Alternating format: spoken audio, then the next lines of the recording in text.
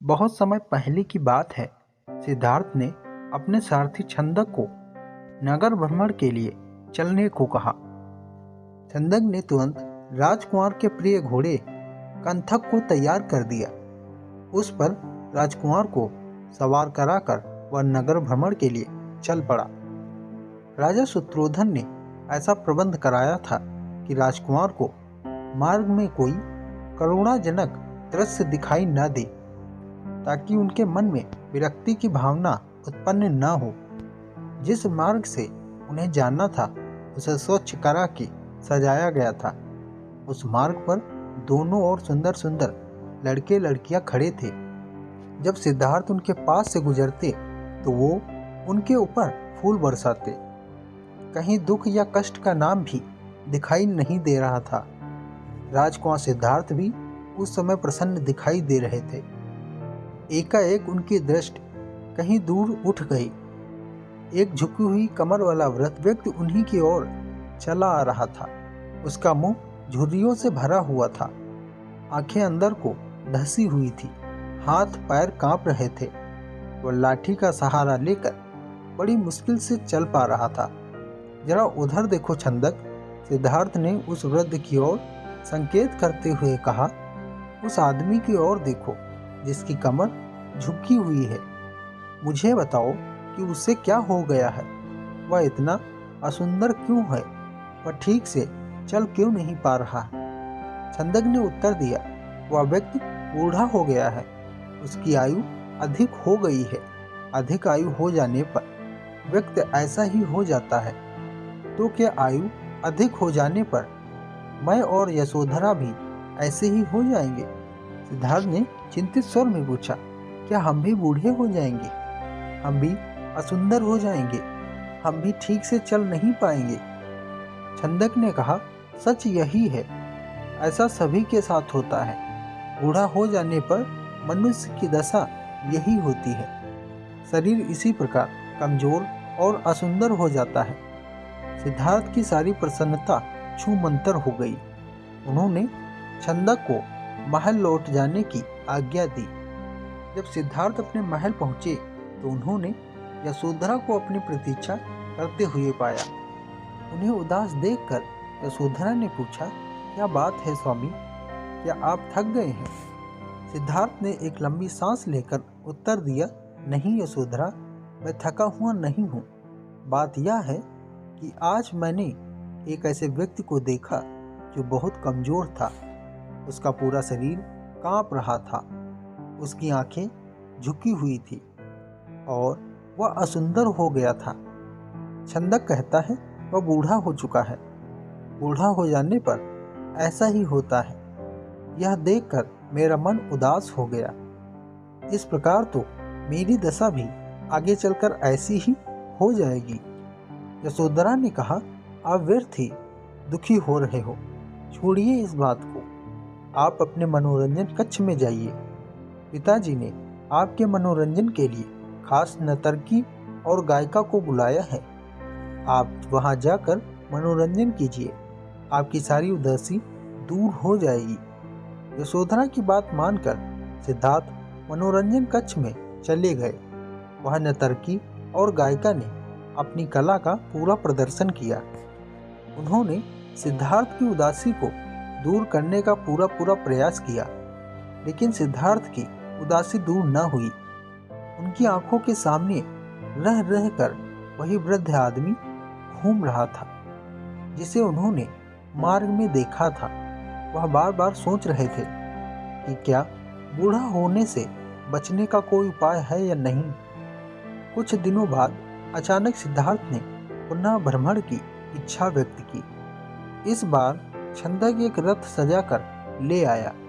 रथ पर सवार होकर सिद्धार्थ पुनः नगर की ओर भ्रमण की ओर चल पड़े।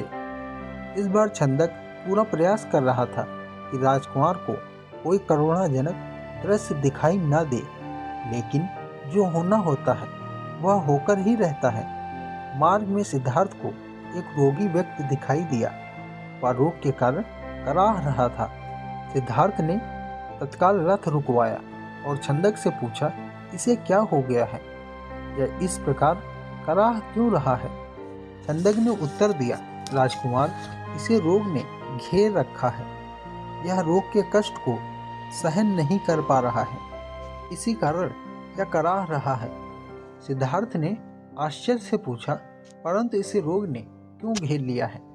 छंदक ने उत्तर दिया, रोग तो बड़े बड़े स्वस्थ व्यक्तियों को भी घेर लेता है, उन्हें भी रुला देता है।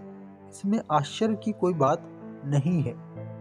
अपने जीवन काल में कोई न कोई रोग लगभग प्रत्येक व्यक्ति को हो जाता है।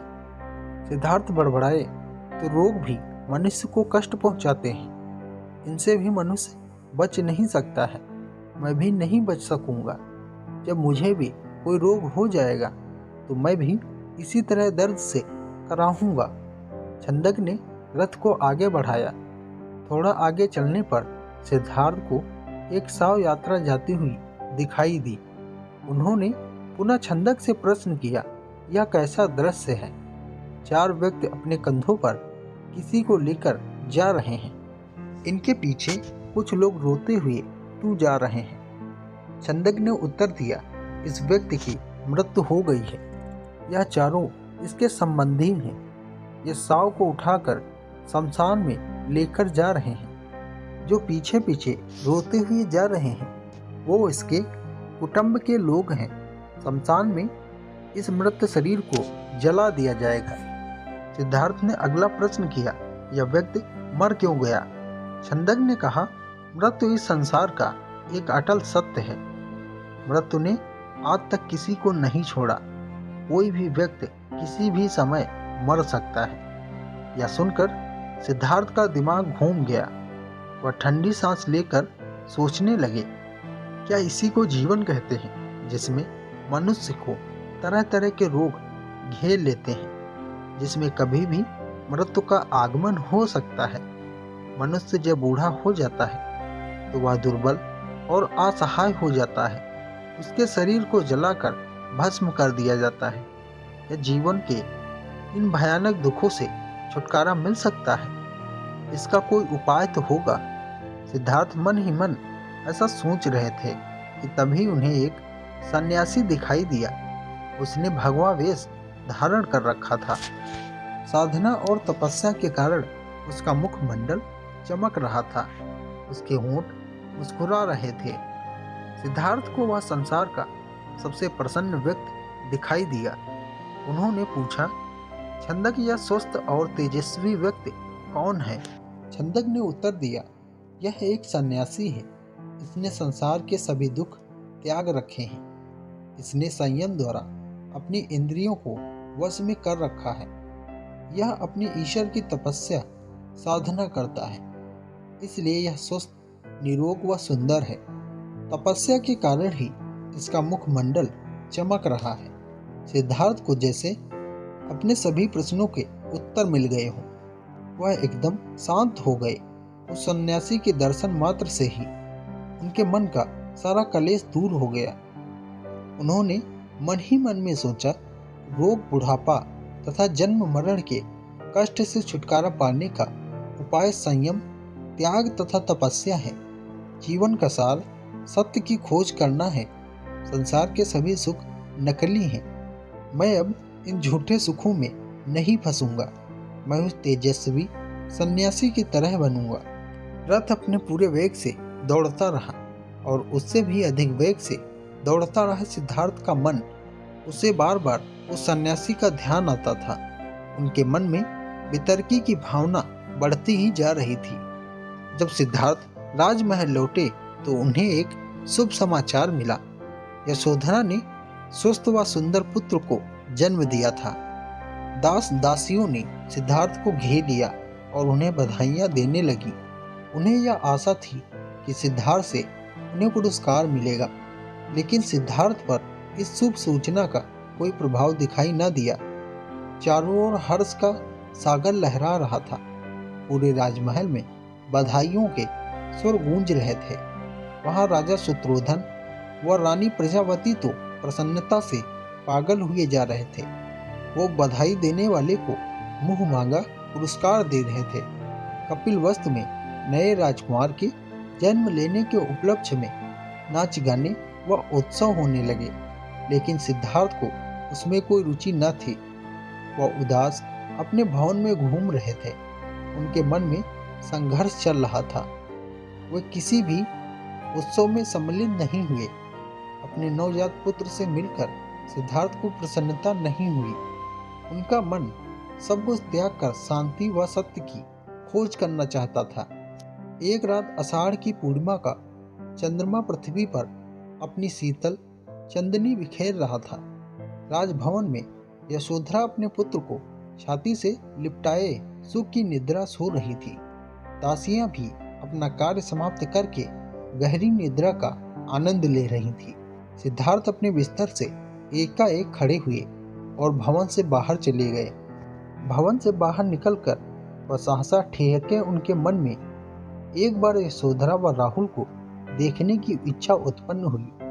वह वापस जाने के लिए मुड़े, परंतु जिस प्रकार कोई सर्प अपनी केचुली उतार कर उसकी ओर नहीं देखता, वैसे ही सिद्धार्थ ने भी अपने मोह को एक ही झटके से त्याग दिया। धीरे धीरे चलते हुए सिद्धार्थ वहां पहुंचे जहां उनका सारथी छंदक सो रहा था। सिद्धार्थ ने उसे जगाया। छंदक ने चौंक कर अपनी आंखें खोली। पर निकट बंधे कंथक घोड़े ने भी हिनहिना कर सिद्धार्थ की ओर देखा। छंदक ने आश्चर्य से कहा, आप और यहाँ, वह भी रात के इस समय में? सब कुछ ठीक तो है ना? सिद्धार्थ ने आदेश दिया, तुरंत रथ तैयार करो, मैं इसी समय राजभवन से बाहर जाना चाहता हूँ। छंदक ने ध्यानपूर्वक सिद्धार्थ की ओर देखा। वह पूछना चाहता था, परंतु पूछने का साहस न कर सका। रथ को तैयार करके वह सिद्धार्थ के निकट ले आया। सिद्धार्थ रथ पर सवार हुए तथा छंदक को नगर से बाहर वन की ओर चलने के लिए कहा। चारों ओर गहरा अंधकार था और सन्नाटा छाया हुआ था। जंगली जीव जंतुओं की आवाजें कभी कभी सन्नाटे को भंग कर देती हैं। वातावरण बहुत डरावना हो जाता है। घने जंगल के निकट सिद्धार्थ ने छंदक को रथ रोकने का आदेश दिया। रथ रुकते ही सिद्धार्थ नीचे उतर आए। सामने ही यमुना नदी अपने पूरे वेग से बह रही थी। उस समय वह अनप्रिय नामक स्थान के निकट खड़े थे। सिद्धार्थ ने अपनी राजसी वेशभूषा उतार दी। साथ ही उन्होंने एक एक करके अपने आभूषण भी उतार दिए। अपने वस्त्र व आभूषण उन्होंने छंदक को दे दिए तथा लौट जाने का आदेश दिया। छंदक सिद्धार्थ के पैरों में गिरकर फूट फूट कर रोने लगा। वह हाथ जोड़कर कहने लगा, यह आप क्या कर रहे हैं राजकुमार? जब आपके माताजी व पिताजी को आपके सन्यासी बन जाने की बात का पता चलेगा तो उन पर दुखों का पहाड़ टूट पड़ेगा। रानी यशोधरा पर क्या बीतेगी?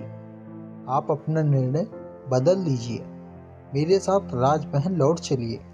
सिद्धार्थ ने सुंदर व सुगंधित बालों को काट कर कहा, अब मैं नहीं लौटूंगा। मैंने सोच विचार करके ही यह निर्णय लिया है। मैं सत्य व ज्ञान का मार्ग खोजना चाहता हूँ, जिससे मानव शक्ति पा सके। तुम आंसू पोंछ लो और राजभवन लौट जाओ।